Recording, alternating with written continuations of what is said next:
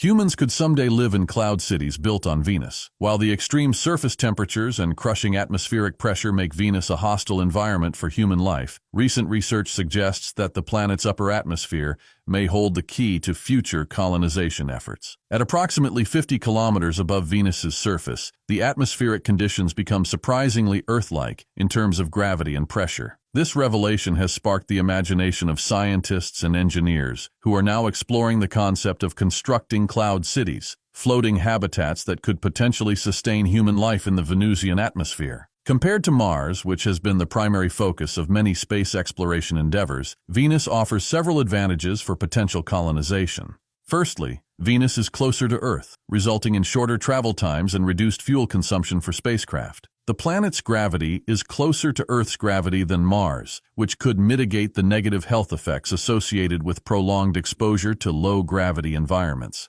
Venus's thick atmosphere also provides better protection against harmful cosmic rays and ultraviolet radiation compared to the thin Martian atmosphere. The concept of cloud cities on Venus, while seemingly fantastical, is not entirely new. Science fiction writers have explored this idea for decades, and scientists have been conducting research to assess its feasibility. One of the most promising proposals comes from NASA scientist Alex Howe, who envisions constructing a massive, planet-wide floating platform using hollow carbon tiles extracted from Venus's atmosphere. This platform would serve as the foundation for cloud cities and initiate the process of terraforming the upper atmosphere into a breathable environment. Howe's plan involves deploying autonomous machines to Venus, powered by solar energy, to extract carbon dioxide from the atmosphere and convert it into oxygen and carbon. The oxygen would be stored for breathing, while the carbon would be used to manufacture the lightweight, buoyant tiles that would form the platform. The construction of such a platform would undoubtedly be an immense undertaking,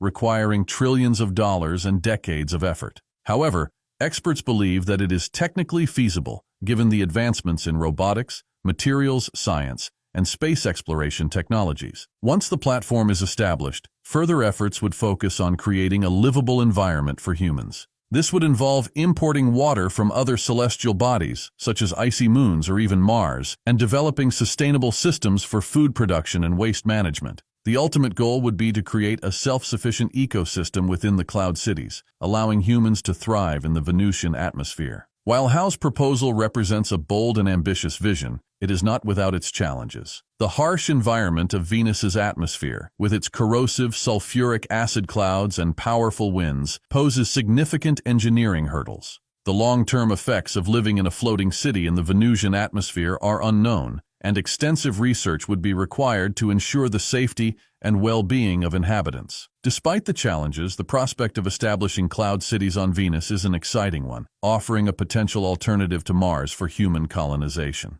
Venus's thick atmosphere, proximity to Earth and Earth-like gravity make it an intriguing target for further exploration. The upcoming missions to Venus, such as NASA's Veritas and Da Vinci missions and the European Space Agency's Envision mission, will provide valuable data on the planet's atmospheric composition, surface features, and potential resources. This information will be crucial in refining the concept of cloud cities and assessing their feasibility in the coming decades. As we continue to explore the cosmos, Venus may emerge as a key player in our quest for a multi-planetary future.